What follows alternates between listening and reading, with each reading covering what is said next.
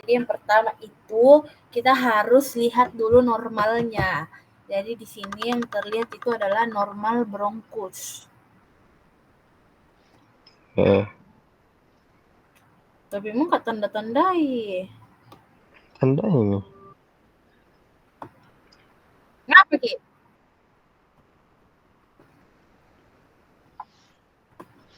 Kalau dari ini tuh biasa ada begininya ya. Ini titik-titik merah ini annoying sekali.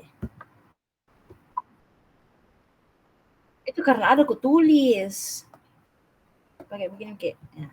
Jadi yang pertama kita harus lihat dulu normal histologi dari bronkus. Nah ini jadi begini bronkus.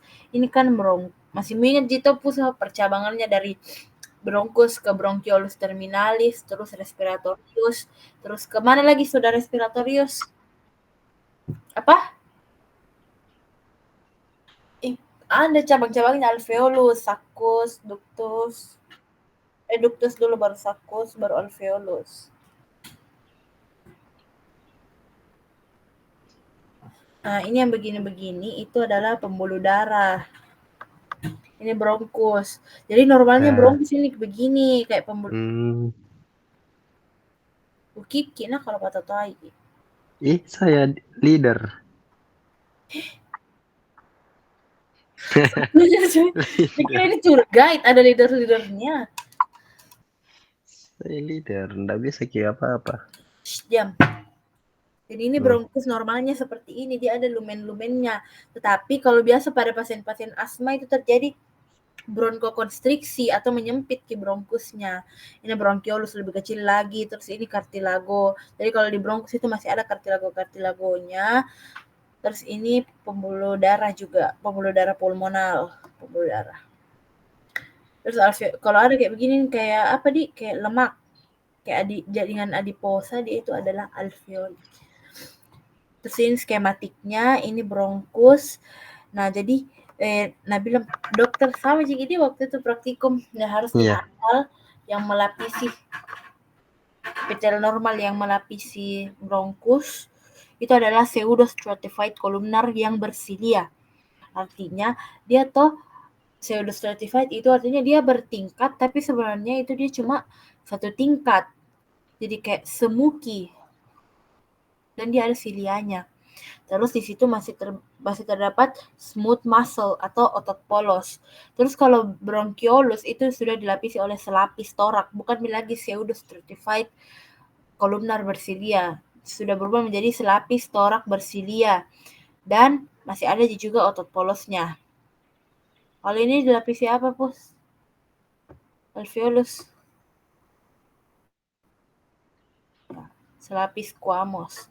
Dan sudah tidak ada miotot polos di dalam alveolus. Karena dia tidak bisa berkontraksi. Ini bronkus segmental atau tersier. Jadi ini primer dibagi di sini di tengah sini kan ada bifurcatio trachea atau carina trachea. Terus bercabang ke kiri menjadi bronkus primer sekunder dan bronkus primer dextra dan bronkus primer sinistra. Terus bercabang jadi bronkus sekunder, tersier dan bronkus kecil.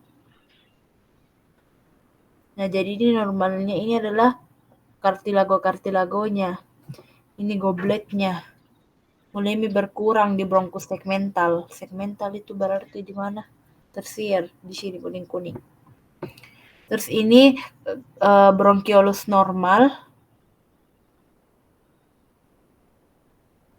Diameternya itu lebih dari 5 mm, sudah tidak ada kartilagonya dan kelenjar di mukosa. Pseudostratified pada bronkus berubah menjadi epitel kuboid. Ini bronchiolus respiratorius, tidak ada kelenjar mukus. Ini alveolus. Nah, jadi penyakit di paru itu pada PA ada 4. Yang pertama ada acute lung injury, yaitu contohnya adalah ARDS atau acute respiratory distress syndrome. Nah, kata dokter ini tidak ada preparatnya, jadi kita cuma harus hafal gambar. Preparat 5 Cito. emfisema, bronkitis kronik, TB, adenokarsinoma, ya itu 5 ji. 5 ji memang ku foto. Ya. Terus PPOK itu terdiri dari emfisema dan bronkitis kronik. Infeksi paru itu TB yang disebabkan oleh apa etiologinya? Nah, terus kanker atau keganasan itu adenokarsinoma dan squamous cell karsinoma paru. Kayaknya toh kalau nanti menulis apa diagnosisnya, tulis kikinya paru deh. Entah itu adenokarsinoma pulmonal atau adenokarsinoma paru. Karena adenokarsinoma itu banyak di seluruh tubuh. Iya, bisa juga pulmonal. Nah, jadi ini adalah yang pertama itu kita bahas tentang ARDS atau Acute Respiratory Distress Syndrome yang merupakan klasifikasi dari acute lung injury. Gejala utamanya itu dia ada sesak napas yang memberat. Contohnya itu kayak asma. Asma itu ARDS juga. Karena dia susah bernafas, sesak. Nah, di sini yang terjadi itu yang gambarannya itu adalah dia massa eosinofil membran hialin. Yang mana dibilang massa eosinofil dan membran hialin? Yang siapa ditanya? Puspita lah, masa kita. Oh, aku kira. Ini maksudku itu massa dulu kami pernah bilang dokter massa eosinofil itu sama aja dengan membran hialin.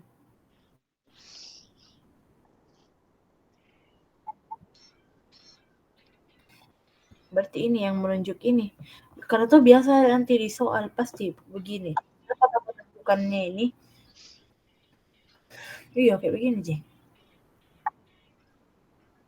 Ini alveoli yang dilapisi oleh massa eosinofil dan membran hialin. Di sini alveolinya kolaps, rusak. Beberapa alveoli dilapisi. Oh, jadi kalau ditanya apa gambarannya, biasa kan ada soal. Ada mini gambar toh? Nah, ada mini gambar. Ada mini gambar toh? Soal A, apa gambarannya? Soal B, apa gambaran yang khas? Soal B, apa yang ditunjuk oleh panah hitam? Terus soal C, apa diagnosisnya? Apa jawabannya soal A? Ya, gambaran khas. Nah, ini dijawab. Alveoli kolaps yang dilapisi oleh massa eosinofil atau membran hialin. Terus kalau tanya apa yang ditunjuk di sini, massa eosinofil atau membran hialin. Terus apa diagnosisnya? ARDS atau Acute Respiratory Distress Syndrome. Siapa tahu ini juga tunjuk. Pneumosit tipe 2 tuh ini. Itu di PPT. Enggak ada di PPT. Cuman ku dengar dokter bilang begitu. Karena ini toh yang kutulisi ini. Iya. Pas menjelaskan dokter langsung kutulisi.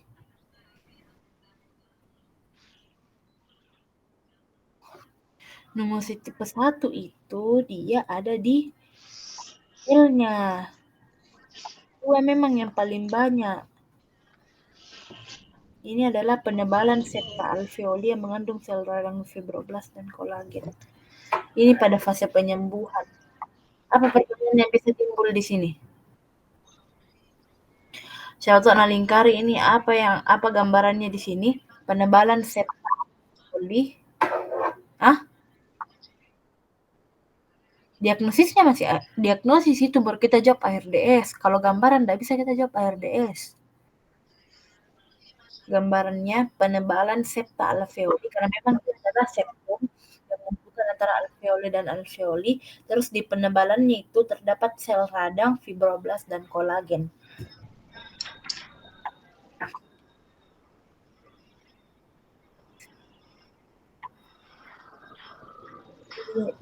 Tipe 2. Sudah mendidik. Rafli Mahendra? Ya, Nela Syafat. Sebentar tes. Oke. Ya. Selanjutnya ke penyakit paru obstruktif atau PPOK.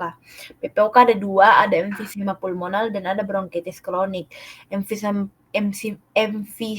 itu gejala utamanya itu dia sesak napas progresif, barrel chest, penurunan berat badan, dan menggunakan otot bantu napas. Jadi kalau emfisema itu ada destruksi pada septum alveolinya. Artinya kalau rusak gitu septum alveolinya, pasti kan ini alveolus dan alveolus, anggap nih satu alveolus dan alveolus lainnya itu dipisahkan oleh septum. Itu tadi septum antara alveolus dan alveolus pada fase penyembuhan ARDS itu dia mengalami penebalan, di mana penebalannya itu diisi oleh sel radang, fibroblast, dan kolagen. Pada emfisema pulmonal, septum atau pemisah antara alveolus satu dengan yang lainnya itu mengalami destruksi. Sehingga saat dia destruksi atau rusak, alhasil pasti melebar ke rongga udara karena kan pertukaran udara itu terjadi di alveolus. Ini apa berarti? Oh ini cuy. Alveolus kapan, Di?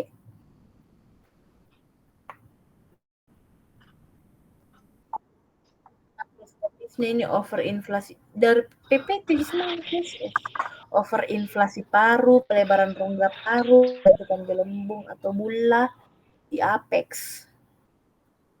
Nih, ini tipe sentri asinar atau sentri lobular. Ada bulla.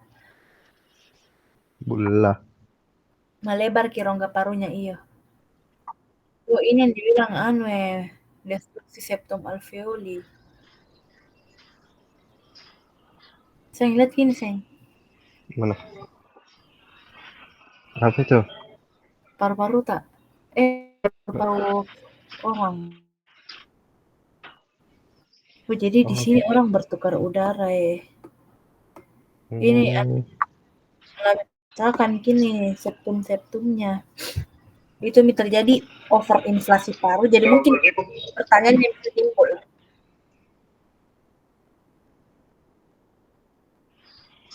Ya itu kalau gambar ini tunjuk. Ini semua tipe sentri asinar, jadi karena ada semua di bulannya aku lihat. Dan dia memang tipe tersering. Paham. Paham. Jadi bisa saja ditanya, kayak dimunculkan ini gambar toh, terus ditanya, apa gambaran makroskopisnya? Yang pertama, terjadi overinflasi paru. Pembentukan gelembung atau bulla di apex pada emfisema tipe sentri asinar. Jadi sentri asinar atau sentri lobular itu dia mengenai bronchus respiratoris bagian proksimal, tapi alveolus distal tidak. Cocok nih, kan bronchus respiratoris itu masih atas. Tipe tersering dia berhubungan dengan rokok, polusi udara. Lebih berat pada bagian apex lobus superior. Tapi kalau panasinar atau panlobular, sentri asinar, sentri lobular, dia mengenai seluruh asinus dan dia terjadi karena genetik, bukan karena faktor lingkungan. Dan dia itu distribusinya seluruh lapangan paru. Biasanya lebih berat pada basal. Jadi dia itu nanti di sini Ki. Permasalahannya kalau panasinar atau panlobular. Terus ini mikroskopisnya. Jadi ini normalnya ini ya masuk akal. Ini normalnya ini kan masih ada septa-septanya. Ini dibilang septa. Septa. Dia pemisah antara alveolus. Tetapi pada keadaan emfisema dia kan terjadi destruksi septum alveoli. Sehingga membesar Ki. Karena ini septanya yang menghubungkan antara alveolus satu dan lainnya itu dia rusak. Jadi alveolusnya membesar. Itu juga kenapa pasien mengalami overinflasi paru atau pelebaran rongga paru. Alveolinya membesar yang dipisahkan oleh septa jaringan ikat fibrosis dan peradangan kronis. Jadi ini etiologinya. Kenapa bisa septa jaringan ikatnya itu mengalami destruksi? Karena ada fibrosis dan peradangan yang sudah kronis. Namanya saja kan dia PPOK.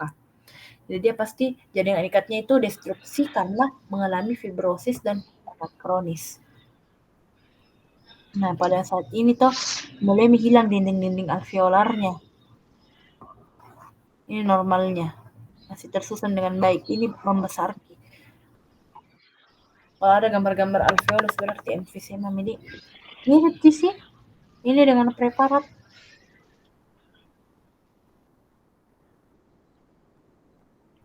Ini normal ini kayaknya deh, normal ini. Karena kayak masih cantik ibu lihat. Ini tidak ini. Iya.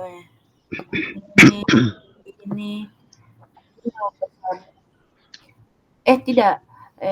Pembesaran rongga alveolus yang pembesaran rongga alveolus yang disebabkan oleh destruksi septum alveoli yang terjadi karena banyak sekali di intinya mau paham saja, mau paham kenapa bisa membesar rongga alveolusnya dan kenapa bisa membesar dan kenapa bisa destruksi gitu alveolusnya. Jadi yang pertama dulu akar permasalahannya itu kenapa bisa membesar ini rongga alveolusnya karena septumnya itu destruksi atau rusak. Septumnya kan yang menghubungkan toh. Terus mau paham lagi kenapa destruksi ke septum alveolinya? Ya karena ada peradangan kronis dan fibrosis. Jadi kayak biar diputar-putar tidak bakalan lupa. Jadi apa diagnosisnya? Emfisema paru atau emfisema pulmonalis. Gambarannya tampak pembesaran alveoli disebabkan oleh septa jaringan ikat yang fibrosis dan peradangan kronis. Sama gitu. Nasa Mika, saya buat catatan. Nasa merah. Sudah. Terus, gue kasih ke soal. Soal pertama itu apa diagnosisnya? Soal kedua apa gambaran yang khas kalau misalnya ditunjuk lebar, ditunjuk satu begini, terus apa yang terjadi kalau ini kutunjuk?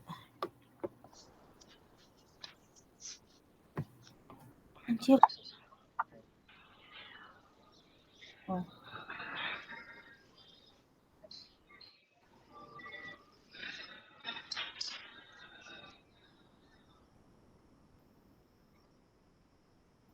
Rongga. Ya, bisa jual alveolus.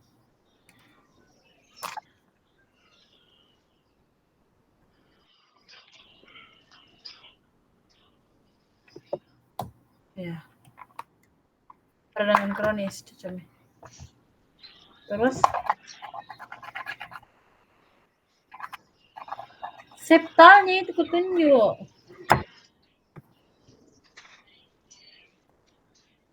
Septanya tadi apa? Barusan juga sebut.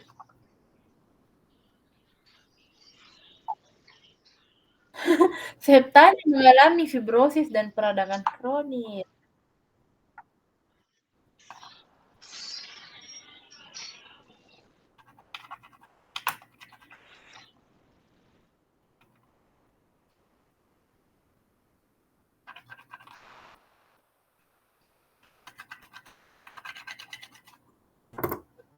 Selanjutnya, bronkitis kronis. Nah, kalau ini kita beralih ke masalah bronkos. Kan dia sih dibedakan. Tadi alveolus, sekarang bronkus. Gejala utamanya itu dia ada batuk yang menetap disertai dahak kental. Minimal 3 bulan. Karena 3 bulan itu biasa menandakan onset kronis. Dan dia ada peningkatan berat badan. Kenapa peningkatan berat badan? Karena pasien bronkitis kronis itu dia udem. Jadi kayak bengkak ini seluruh badannya pasien. Bertambah ke berat badannya. Beda kalau ini emfisema dia penurunan berat badan. Nah ini makroskopisnya. Ini peradangan yang hitam-hitam. Nekrosis. Terus ini dia banyak di mikroskopisnya harus dihafal ini cuy. Sekali. Itu ada yang gambarannya itu penebalan lapisan kelenjar mukosa bronkus. Nah, menebal ki. Ada sih merah-merah kok. bronkus, penebalan lapisan kelenjar mukosa bronkus. Bisa juga ditambahi penebalan lapisan kelenjar mukosa bronkus yang disertai infiltrasi sel radang limfosit. Karena kan ini penebalannya banyak sel radang di sekitarnya. Penebalan lapisan kelenjar mukosa bronkus disertai infiltrasi sel radang limfosit.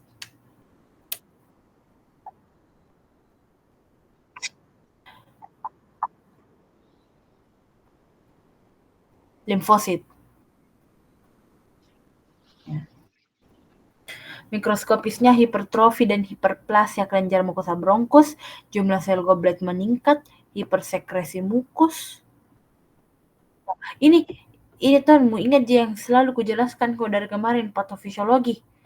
Kenapa bisa dia meningkat di mukusnya? Kenapa bisa dia batuk-batuk? Kenapa bisa dia batuk? Kenapa? Karena pada keadaan kayak bronkusnya bermasalah itu atau mengalami peradangan, pasti terjadi peningkatan jumlah sel goblet. Kenapa terjadi peningkatan jumlah sel goblet? Karena ya itu ada peradangan. Terus apa hubungannya sama mukus? Sel goblet kan yang mensekresikan mukus. Otomatis kalau misalnya sel goblet terlalu banyak, pasti terlalu banyak juga yang disekresikan mukus. Itu kenapa hipersekresi mukus. Terus kenapa pasien bisa batuk? Nah, aku jelaskan kemarin. Kenapa pasien bisa batuk? Karena itu usaha tubuh untuk mempertahankan tubuh itu tetap homeostasis. Jadi kayak dia ada usaha untuk mengeluarkan itu mukus-mukus atau lendir dengan cara batuk melalui tekanan intratorakal. Terus ada metaplasia, epitel bronkus, dan displasia. Apa itu metaplasia? Metaplasia itu perubahan bentuk. Aduh, aku lupa juga.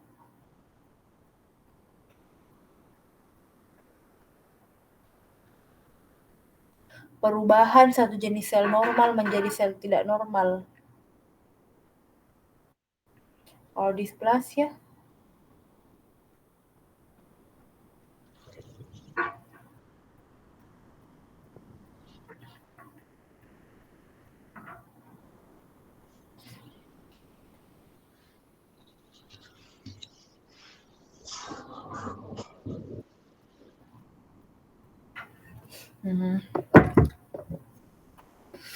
hampir sama semua gambarnya coy. Jadi kalau ditunjuk ini sel radang limfosit, kalau ini ditunjuk berarti bronkus. Ini diperbesar, di zoom in guys. Dari sini ke sini, ini di zoom in Oh bukan, yang ini deh yang di zoom in. Terus ini lebih di zoom lagi. Ini limfosit kentara sekali. Jadi kalau limfosit satu anak intinya. Oh, jadi sini dia adalah epitel kolumnar bersilia, di mana pada keadaan ini silianya itu sudah banyak mulai menghilang. Epitel kolumnar bersilia. Ini epitel kolumnar bersilia. Jadi kalau ini kari, apa yang dijawab? Apa gambaran yang khas? Penebalan lapisan kelenjar mukosa bronkus yang dilapisi oleh epitel kolumnar bersilia, di mana silianya sudah mulai menghilang, dia panjang. Adakah fitur VN di uprak?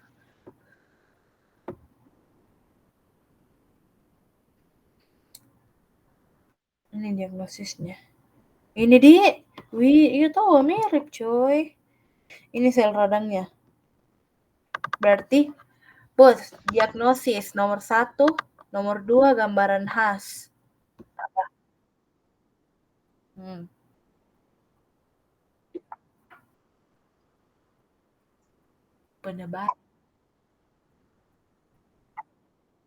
Penebalan.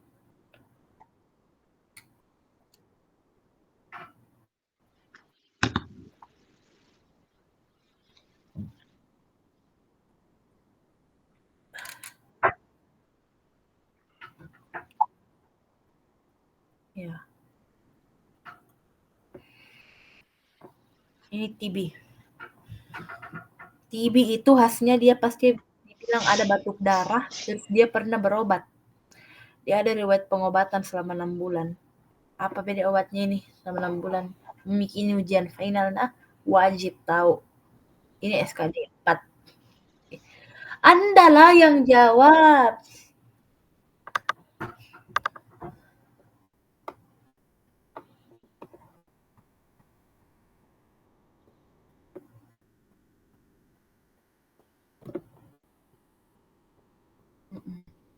Dua RHZE 4 RH. Jadi diberikan tahap awal itu diberikan rifampicin, isoniazid, pyrazinamid, etambutol selama 2 bulan. Lalu tahap lanjutan diberikan rifampicin dan isoniazid selama 4 bulan. Nanti setiap bulan kedua, bulan kelima, dan bulan keenam itu dilakukan cek BTA. Ini TB gambaran makroskopisnya. Ini TB paru primer. Berarti kalau TB paru primer itu pada anak-anak toh? Primary TB, ya pada anak-anak. Ini fokus GON. Jadi fokus GON itu dia berisi bakteri-bakteri. Jadi ternyata tuh fokus GON itu ada yang di radiologi itu GON fokus. Dia itu berisi bakteri-bakteri. Jadi di situ berkumpul MTB. Terus kenapa juga biasa apa coba? Masih mau ingat dah apa foto radiologinya? Apa radiologi yang khas kalau pada pasien TB? Di mana? Ya, kenapa dia di apex? Ya, ini tuh dia di apex gini, GON fokusnya. Kenapa juga perhubungannya di apex? Karena MTB itu adalah bakteri aerob. Jadi di apex itu lebih sering terkena atau terpapar udara yang kayak O2. Itu kenapa MTB lebih sering bernaung di apex daripada di bawah. Ini fokus GON. Jadi di sini nih tempat-tempatnya bakteri-bakteri. Ini nekrosis nih, nekrosis gaseosa. Ini TB paru sekunder, nekrosis juga. Ini TB miliar, wih kantara sekali Ji. Kalau di foto radiologi tuh dia juga begini-begini Ki. Namanya tuh snowstorm atau badai salju. Itu TB miliar daripada limpa. Jadi TB itu tuh bisa terjadi di mana saja. Jadi TB itu sebenarnya dibagi menjadi dua, ada TB paru dan TB ekstra paru. Jadi TB paru itu ya yang terjadi di paru-paru saja, tapi kalau TB ekstra paru itu bisa terjadi di organ mana saja. Bisa TB limpa. Ini contohnya dia ada di limpa. Limpa itu hepar toh? Ya, bisa terjadi di hepar. Ada juga TB yang terjadi di otak, namanya TB meningitis. Ada juga TB di tulang. Jadi banyak. Ini mikroskopisnya. Ini ulang-ulang terus dokter. Yakin Kak saya masuk di pasti ini nah.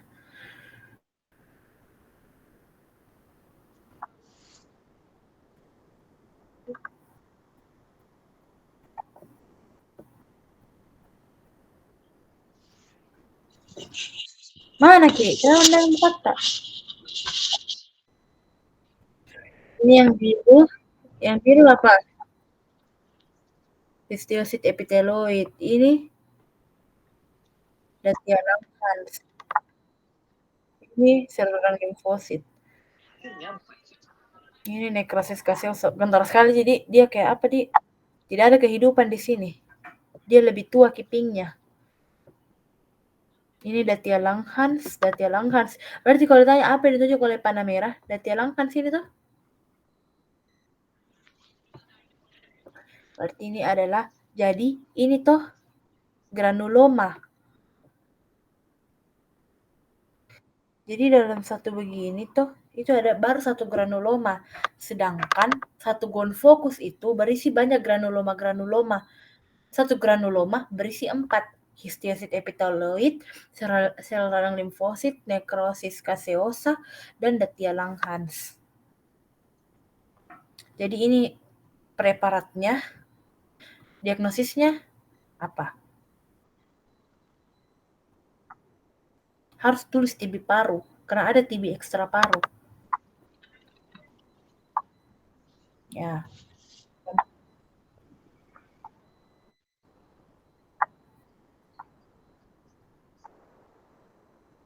Tidak begitu cara bilangnya. Granuloma yang berisi nekrosis gaseosa.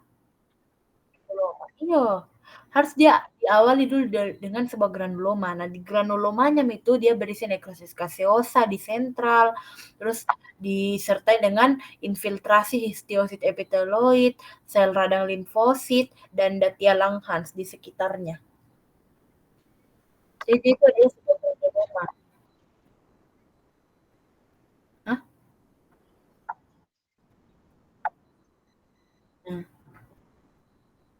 Epiteloid.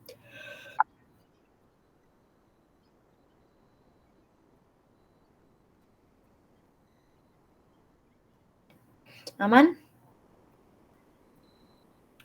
Selanjutnya adenokarsinoma. Jadi yang membuat beda di sini kalau dari anamnesis toh adenokarsinoma dan squamous cell karsinoma paru. Kalau adenokarsinoma paru itu dia khasnya pada yang tidak merokok. Terus lebih sering terjadi pada wanita. Dan pasti kalau dia mau mengarah ke keganasan atau kanker-kanker seperti adenokarsinoma dan SCC itu pasti ada penurunan berat badan. Di mana-mana keganasan pasti akan terjadi penurunan berat badan yang progresif. Jadi kalau kayak di anamnesis dulu kalau mungkin menganalisa dari anamnesis. Ada di situ kata-kata penurunan berat badan sejak bulan ini. Apa saja yang bisa dipikir? Keganasan, adenokarsinoma, squamous cell karsinoma. Terus kita juga bisa pikir emfisema. Emfisema tadi juga dia ada penurunan berat badan. TB juga supaya ada penurunan berat badan.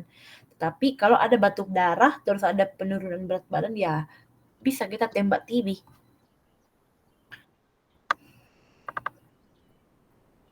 Nah, itu dia penurunan berat badan. Karena kalau bronkitis itu dia meningkat berat badannya. Dan dia meningkat bukan karena banyak makan, tapi karena udem Ini kalau mikroskop, ini kalau skematiknya, ini normalnya ini paru-paru seperti ini. Terus ini mulai precursor lesion atau kayak mulai ada sel-sel prekursor yang kayak apa kalau bahasa Makassar itu pakaramula, kayak dia mulai yang menginisiasi ini terjadi sel-sel keganasan. Terus ini masih adenokarsinoma in situ, artinya dia masih dalam satu kelenjar dia belum keluar dari itu kelenjar. Toh masih kayak apa masih main di dalam kandangnya itu sel-sel keganasan. Tapi kalau ini invasif berarti dia sudah bermetastasis, dia sudah menyebar. Nah, terus kalau adenokarsinoma itu dia khas-khasnya di perifer Nah, ini ada patternnya, ada 4, tetapi yang ada gambarnya itu cuma 2, yang asinar sama yang solid. Jadi ini asinar. Bedanya asinar sama solid apa? Coba kalau masih mau ingat. Ini solid, ini asinar. Apa bedanya? Bukan, perbedaan yang khasnya itu kalau asinar dia masih ada lumen. Tapi kalau solid tidak ada lumennya. Karena dia solid, kayak rapat-rapat padat-padat Jadi dia sudah tidak ada lumennya.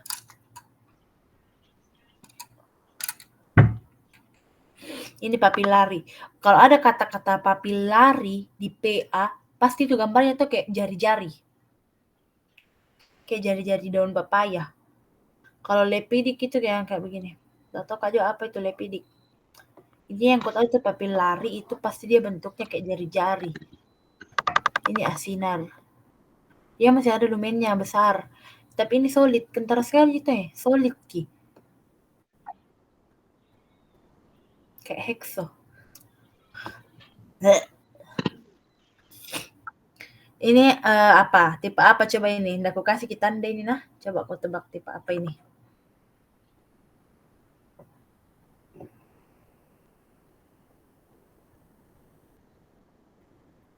Asinar atau solid? Ya, kenapa? Ya, lumen kepeng. Biasa muncul panggilan Kak lumen. Kenapa tiba-tiba lupa? Mana ini yang mau tes Tin Robi Kapang?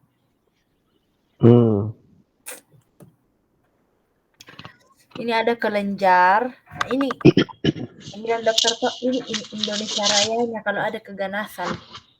Inti atipik pleomorfik, nukleoliprominent, sitoplasma eosinofil, dan hiperkromatik. Itu saja diulang-ulang. Ini adalah sebuah kelenjar. Karena adenokarsinoma itu dia kelenjar. Kelenjarnya mengalami keganasan. Jadi kelenjar dengan inti atipik, pleomorfik, nukleoliprominent, hiperkromatik, dan sitoplasma eosinofil.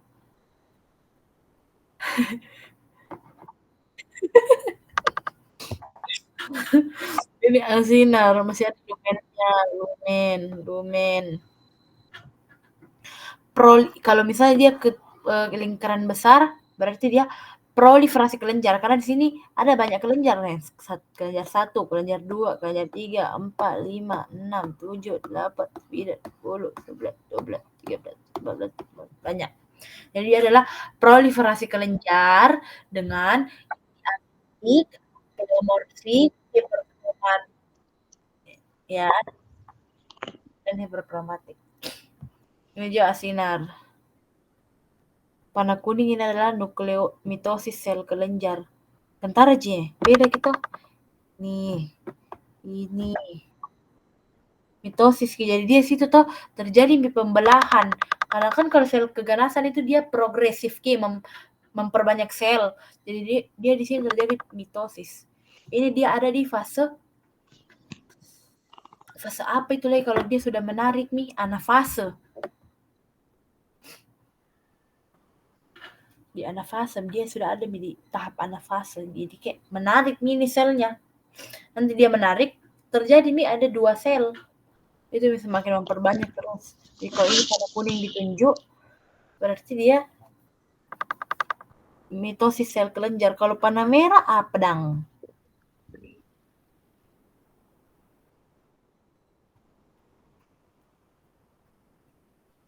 Beda sel kelenjar. Kelenjar dengan inti atipik. Kayak itu Cita, apa yang tunjuk kalau di sini?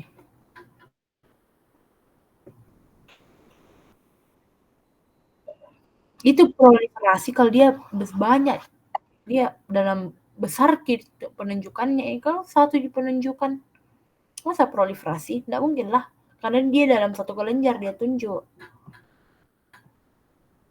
Kalau solid, dia itu tumornya padat dan sudah tidak ada lumennya. Nah, ini kalau di zoom in, dia sudah tidak ada lumen-lumennya. Hilang. Nah, solid. Berarti apa ini panah biru, Dang?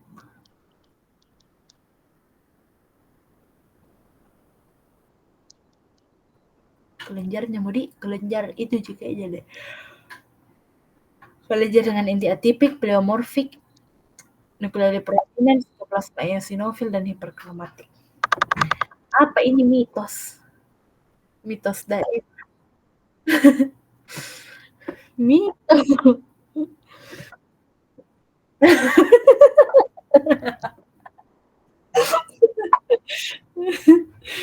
Oh, di sini tahu terjadi mitosis.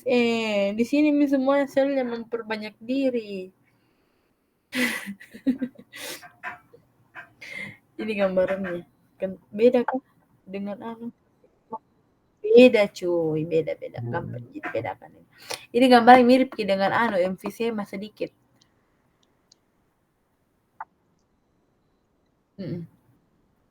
Mirip cuy. Masih ada lumen, berarti ini tipe asinar. Diagnosisnya adenokarsinoma tipe asinar. Kalau penunjukan, nah aku tuliskan pokok dong semua. Kalau penunjukan kelenjar dengan inti atipik, pleomorfik, nukleoprominent, hiperkromatis, kalau lingkaran besarnya proliferasi kelenjar dengan inti atipik, pleomorfik,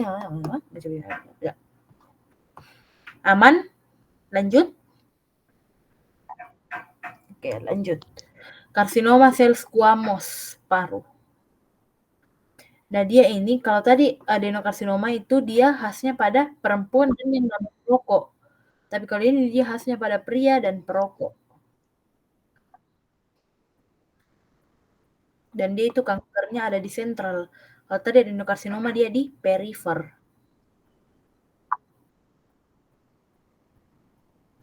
Massa keratin. Oh iya, ini massa keratin.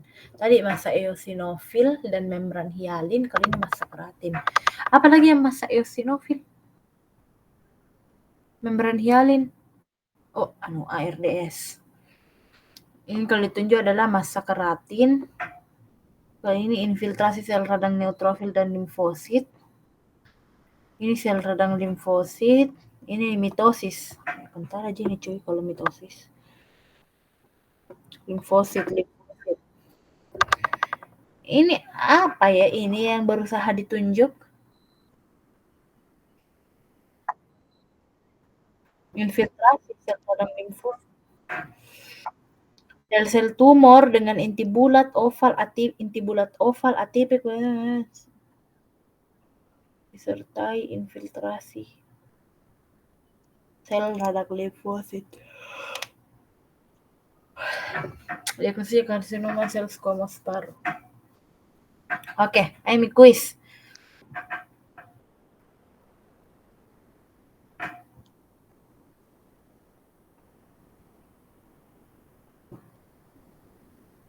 Apa nih, Bos? Diagnosis tuh loh.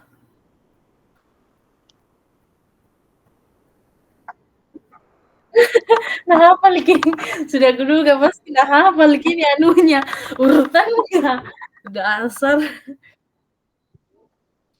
Gambarannya. Tidak. Gambarannya itu sel tumor dengan inti bulat oval, atipik, pleomorfik, hiperkromatik, sebagian nukleoli prominent, dan sitoplasma eosinofil. Warna merah apa? Apa? Limfosit, Ji, nih. Karena satu warna panah, Ji. Hijau apa? Mitos satu.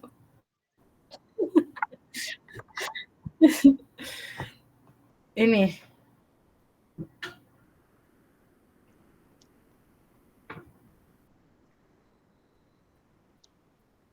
Yang terakhir. Ya itu. Ya, yang Indonesia Rayanya.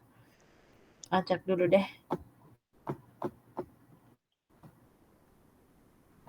Ini. Ayo lo, diagnosis dulu lo.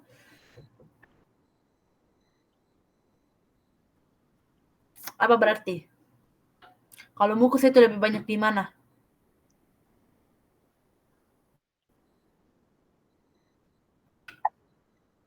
Iya, betul sekali. Bronkitis kronis. Gambaran khasnya? Penebalan. Iya, penebalan lapisan kelenjar mukosa, bronkus.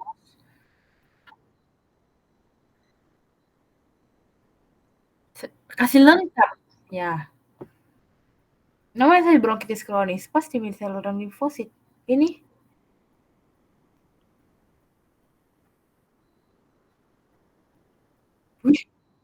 Wih galaksi cuy. Ya, SCC paru. Ini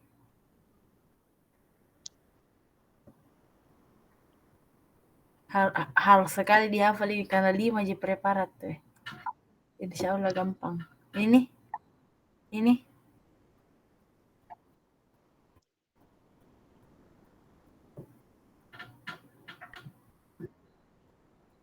apa diagnosis?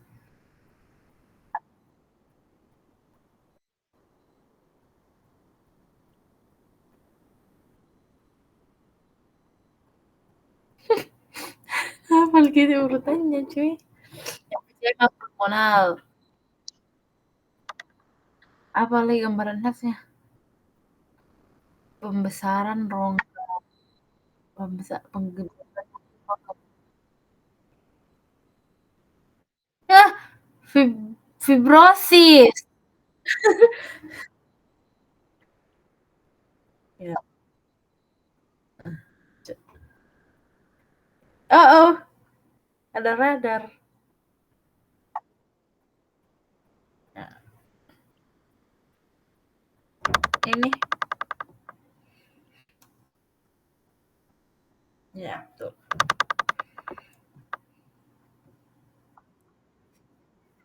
Ini apa? Diagnosis.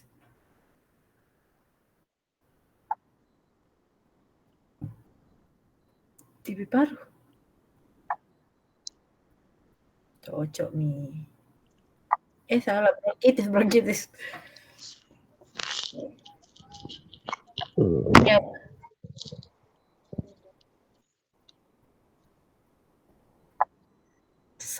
salah.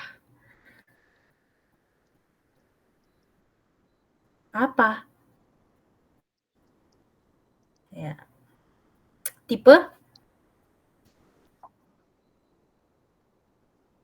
sentriasi. Apa yang terjadi pada gambaran mikroskopisnya? Overinflasi paru,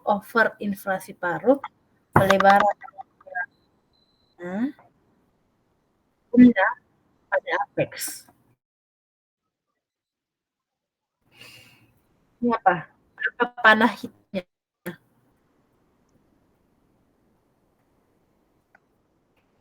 Pneumosit. Ini kalau bulatannya di situ di septa apa namanya?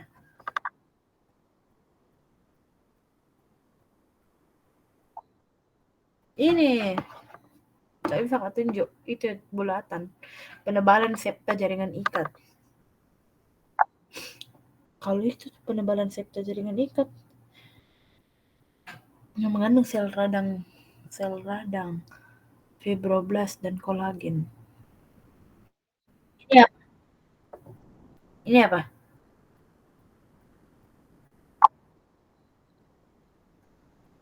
Iya kah? Iya. Ini apa panah merahnya? Nah, yes. Kelenjar. Adenokarsinoma itu kelenjar.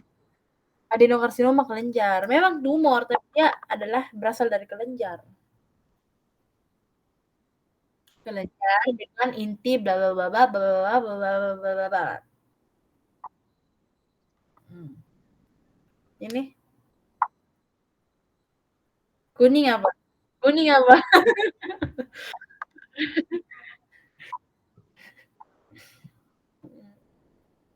Ini apa?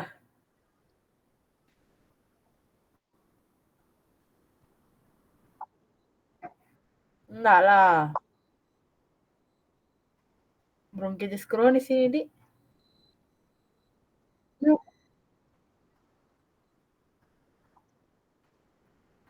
Bronkitis kronis kah?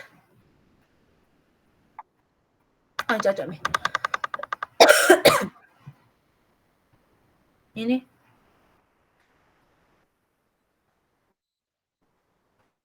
you will be popular. You're gonna be popular. Apa nih? Bukan Sabta.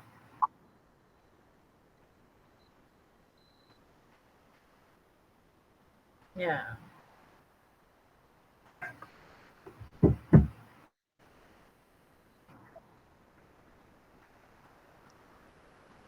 Ini apa?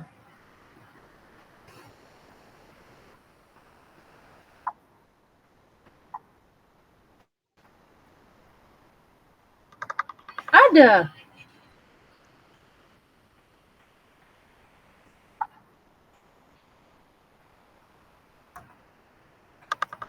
Bronkus normal.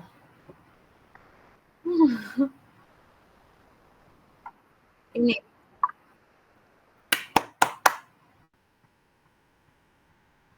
Jago Bos kalau mau tahu ini. Ini.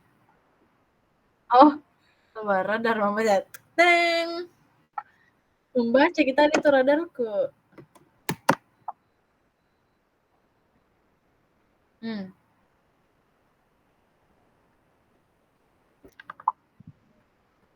Apa yuk?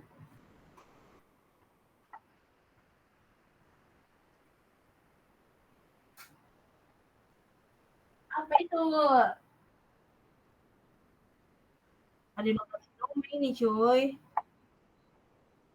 Bukan adenokarsinoma. Gak tahu, kayaknya SCC deh. Oh iya, SCC cuy, salah kak. Iya, cocok. Eh, salah cuy. Apa aja adenokarsinoma solid? Memang mirip. Kita nggak bilang dokter tuh waktu itu kalian harus bisa bedakan adenokarsinoma yang tipe solid sama SCC karena beda. Karena sama, bersama. Bedanya itu ya di gambaran khasnya. Kalau SCC itu dia masa keratin. Kalau adenokarsinoma ya dia kelenjar. Dah, ah, sedikit juga. Aku pasti ada.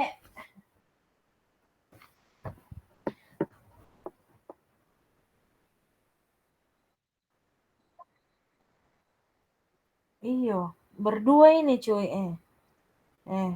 Berdua ini hantui terus kak. Dengan catatan, aku dapat memang ini.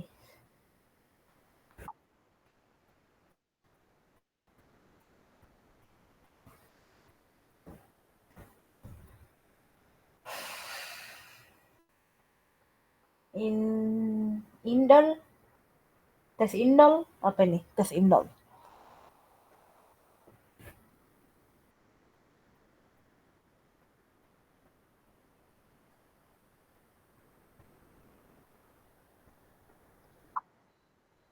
Ya, di mana ini dia menyerang? Di bagian mananya paru? Ya, kamu jauh. Sabar. Berdoa dong.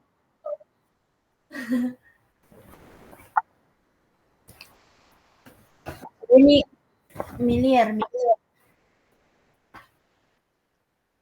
Miliar. Ih, kamu miliar ya? Iya, miliar. Wih, gila.